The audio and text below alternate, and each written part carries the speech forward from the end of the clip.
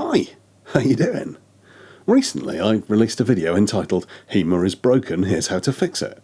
Matt Easton from the channel Schola Gladiatoria published a response video that was, in the main, very well thought out, very logical and quite hard to disagree with. But there were a couple of things I'm not sure he fully addressed, and so that's what we're going to talk about today.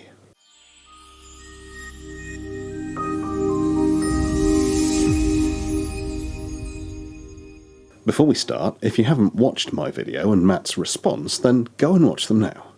There are links down below in the description. That being said, I'm now going to assume you have watched them. Firstly, as Matt said, we've known each other a very long time, and I consider him a good friend. So while we might disagree on points like this one, it's very much done in a spirit of friendship and camaraderie, so please keep it polite. There are a number of points he raised that I'm very willing to concede. The fact that wrestling is more important to some weapons and systems than others. The fact that as we got closer and closer to the modern era, the less valuable wrestling as a foundation was considered to be. That some systems, like Matt's own military sabre, probably aren't going to be improved much by the addition of good quality grappling. And the fact that when you have a sword in hand, it's usually the best fencer that wins. I'm very happy to say he's absolutely spot on with all of that. But let's go back to the very beginning of the video, where Matt disputes the fact that HEMA is in fact broken. He rightly says that there are more people doing HEMA than ever before, and that it's easier to find a HEMA club than a huge number of other related clubs. Olympic fencing, kenjutsu, even kendo. Is HEMA broken? No, HEMA's doing very well. It's way more popular than lots of other martial arts styles. There's a lot more HEMA clubs out there, for example, than kenjutsu clubs. There are a lot of HEMA clubs here in the UK, and the numbers are growing all the time. But popularity isn't necessarily the same as effectiveness or authenticity. Swords are cool. People love them, and rightly so. People want to emulate what they see on Game of Thrones or Lord of the Rings, and that's great. But as a lot of you commented on my video, telling all these people they have to spend 18 months learning to wrestle before giving them a sword is not going to be a way to build a healthy club, however good a fighter it might make you. So I don't think the fact that lots of people do it, and lots of people like it, is necessarily the same thing as saying that what we're doing is the most efficient, the most effective, and the most authentic thing. There are loads of things that are really popular, but actually a bit crap. McDonald's, The X Factor, Aikido, the list goes on. So maybe we can agree that the jury's still out on whether HEMA's broken or not? The next point, and this is by far the most important one, is that I think Matt slightly misunderstood my reasoning when I was talking about how wrestling makes you a better fighter. And I'm going to take full responsibility for that. If I didn't make myself clear, then it's not anybody else's fault but mine. I am not saying, and never intended to say, that closing to a grapple is the best way to win a sword fight. Maybe sometimes it is, but often it really isn't. In the modern world, with good healthcare and effective antibiotics, it may well be a reasonable tactic to accept a wound on the way in to be able to choke someone out, but historically that could have simply been a long and lingering way to die. But we're straying from the point a little.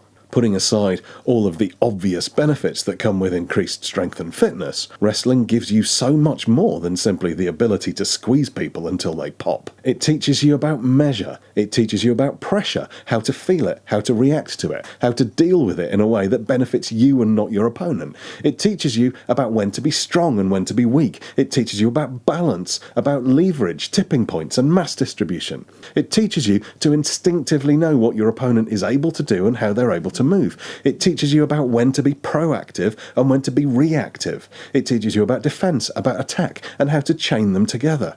Every single one of these skills, and many more besides, are vital to becoming a good fencer. Yes, when two people are at sword range, the better fencer will likely win. But I think the point that the historical writers were trying to make is that the better fencer is likely to be the person who studied wrestling first.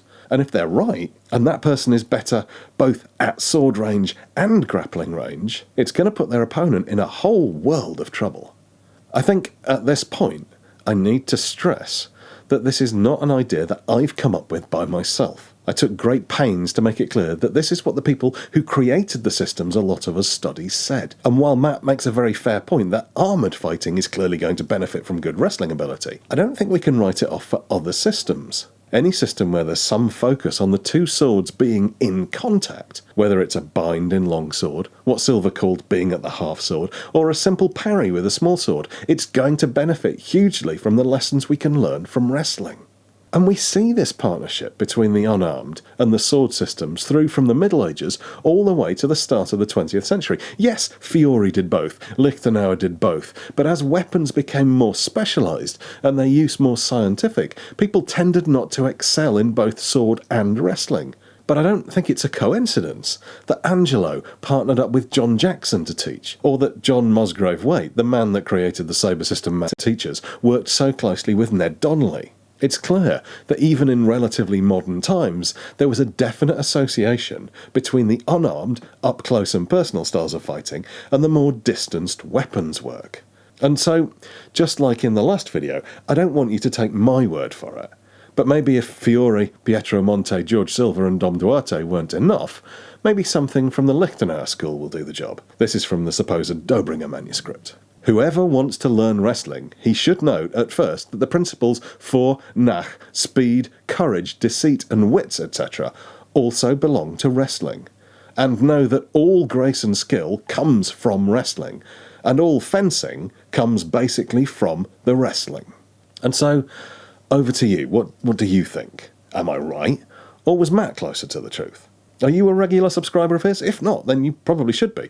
There's a reason his channel's considered to be one of the most informative and entertaining in the HEMA world. I mean, obviously subscribe to me too. That'd be cool. And to those of you still here at the very end of the video, fight team!